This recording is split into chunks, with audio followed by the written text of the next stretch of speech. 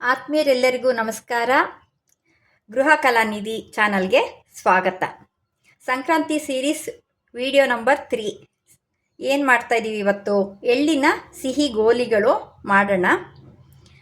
ಇಲ್ಲಿ ನಾನು ನೈಲಾನ್ ಎಳ್ಳು ತೊಗೊಂಡಿಲ್ಲ, ಈ ನಾಟಿ ಎಳ್ಳು ತೊಗೊಂಡಿದ್ದೀನಿ. ಅದು 1 ಕಪ್ಪು. ಇದು ಎಳ್ಳಿನಷ್ಟೇ ಪ್ರಮಾಣ ಪುಡಿ ಬೆಲ್ಲ. ಯಾಕೆ ಅಂತಂದರೆ ಈ ಎಳ್ಳು ಪಿತ್ತ ಆಗಿರೋದ್ರಿಂದ ಬೆಲ್ಲ ತಂಪು ಮಾಡುತ್ತೆ, ಹಾಗಾಗಿ ಅಷ್ಟಕ್ಕಷ್ಟೇ ತೊಗೊಂಡಿದ್ದೀನಿ. ಒಣ ಕೊಬ್ಬರಿ ತುರಿ, ಸಣ್ಣಗೆ ಹೆಚ್ಚಿರೋ ಗೋಡಂಬಿ, ಒಣ ದ್ರಾಕ್ಷಿ, ಬಾದಾಮಿ ಮತ್ತು ಏಲಕ್ಕಿ ಪೌಡರ್.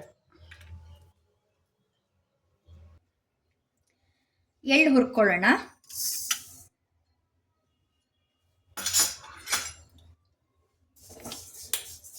ಇದನ್ನು ಉಗುರು ಬೆಚ್ಚಿಗೆ ಸ್ವಲ್ಪ ಕ್ರಿಸ್ಪಿ ಆಗೋ ತನಕ ಹುರ್ಕೊಬೇಕು. ತುಂಬ ಕೆಂಪು ಹುರ್ಕೊಳ್ಳೋದು ಬೇಡ, ಕಹಿ ಬಂದುಬಿಡುತ್ತೆ. ಈ ಎಳ್ಳಿನ ಸಿಹಿ ತಿಂಡಿ ಸಂಕ್ರಾಂತಿ ಹಬ್ಬಕ್ಕೆ ಇದು 3ನೇ ವಿಡಿಯೋ. ನೀವು ಮೊದಲನೇ 2 ವಿಡಿಯೋ ನೋಡಿಲ್ಲ ಅಂದರೆ ಹೋಗಿ ಚೆಕ್ ಮಾಡ್ಕೊಳ್ಳಿ. ಮೊದಲನೇದು ನವಮಣಿ ಪಾಯಸ, 2ನೇದು ಸಂಕ್ರಾಂತಿ ಸೊಗಡಿನ ಪಲ್ಯ. 2ಕ್ಕೂ ತುಂಬ ವ್ಯೂಸ್ ಬಂದಿದೆ, ಲೈಕ್ಸ್ ಕೊಟ್ಟಿದ್ದಾರೆ. ನಿಮಗೂ ಇಷ್ಟ ಆಗ್ಬೋದು, ಹೋಗಿ ಚೆಕ್ ಮಾಡಿ.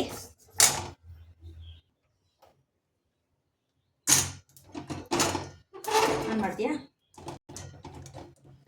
ಹುರಿದಾಗಿದೆ, ಸ್ವಲ್ಪ ಸಿಡಿಯೋ ಸ್ಟೇಜಿಗೆ ಬಂದಿದೆ. ಇದು ಕೆಂಪಾಗದು ಬೇಡ, ಕಟ್ಟು ಅನ್ನೋ ಹಂತಕ್ಕೆ ಬಂದರೆ ಸಾಕು. ಬೆಲ್ಲ ಪಾಕ ಮಾಡ್ಕೊಳ್ಳೋಣ.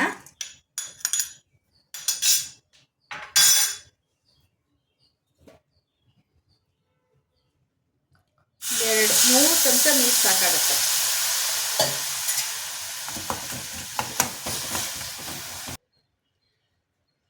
ಪಾಕ ಬಂದಿದೆ, 2 ಎಳೆ ಪಾಕ ಬಂದಿದೆ. ಬಾದಾಮಿ ಹುರ್ಕೊಂಡಿಲ್ಲ, ಹಾಗೆ ಹೆಚ್ಚಿರೋದು. ಈ ಶಾಖಕ್ಕಿನೇ ಅದು ಬಿಸಿ ಆಗುತ್ತೆ. ಬಾದಾಮಿ ಚೂರುಗಳು, ಗೋಡಂಬಿ ಚೂರುಗಳು, ಒಣ ದ್ರಾಕ್ಷಿ, ಒಣ ಕೊಬ್ಬರಿ ತುರಿ,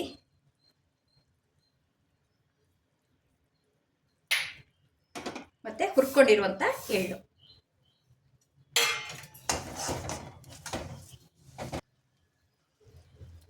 ಏಲಕ್ಕಿ ಪುಡಿ ಹಾಕೋಣ.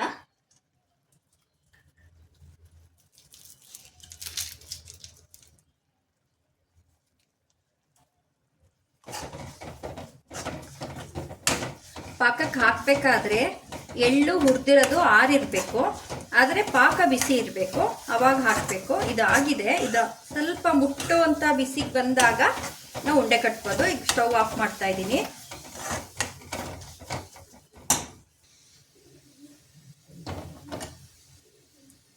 ಉಂಡೆ ಕಟ್ತಾ ಇದ್ದೀನಿ. ಇಷ್ಟು ಸಣ್ಣ ಸಣ್ಣ ಉಂಡೆಗಳು ಸಾಕಾಗತ್ತೆ.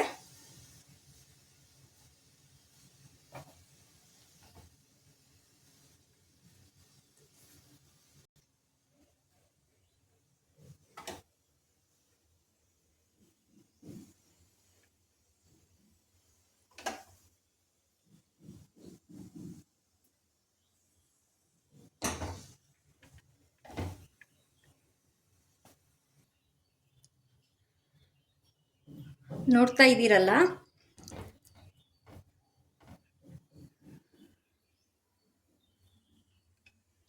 ಇಷ್ಟು ಉಂಡೆ ಚೆನ್ನಾಗಿ ಬಂತು. ಆರಿಬಿಡ್ತು ಮಾಡಬೇಕಾದ್ರೆ. ಅದಕ್ಕೆ ನಾನು ಈ ಮಿಶ್ರಣಕ್ಕೆ ಹುರಿಗಡಲೆ ಪುಡಿ ಹಾಕ್ಕೊಂಡು ಆಮೇಲೆ ಉಂಡೆ ಮಾಡ್ತಾಯಿದ್ದೀನಿ. ಸಾಮಾನ್ಯ ಈ ಉಂಡೆಗಳು ಮಾಡಬೇಕಾದ್ರೆ ಒಂದು ಟ್ರಿಕ್ಸ್ ಏನಂದರೆ, ಅಕಸ್ಮಾತ್ ಈ ಪಾಕ ಏರಾಯಿತು ಅಥವಾ ಕೂಡ್ಕೊಳ್ತಾ ಇಲ್ಲ ಉಂಡೆ ಅಂತಂದಾಗ ಹುರಿಗಡಲೆ ಪುಡಿನ ಹಾಕಿಬಿಟ್ಟು ಉಂಡೆ ಕಟ್ಕೊಬೋದು. ನೋಡಿದ್ರಲ್ಲ, ರೆಡಿಯಾಗಿದೆ ಸಿಹಿ ಎಳ್ಳಿನ ಗೋಲಿಗಳು. ನಾನು ತುಳಸಿಗಿಟ್ಟಿದ್ದೀನಿ. ಏನೇ ಸಿಹಿ ಮಾಡಿದರೂ ಯಾವ್ದಾದ್ರು ಒಂದು ದೇವರಿಗೆ ಅರ್ಪಣೆ ಮಾಡೋದು, ಕೃಷ್ಣಾರ್ಪಣ ಮಸ್ತು ಅಂಥೇಳಿ. ಹೀಗೆ ನೋಡ್ತಾ ಇರಿ ಗೃಹ ಕಲಾನಿಧಿ ಚಾನಲ್ಲು. ಎಲ್ರಿಗೂ ಧನ್ಯವಾದಗಳು.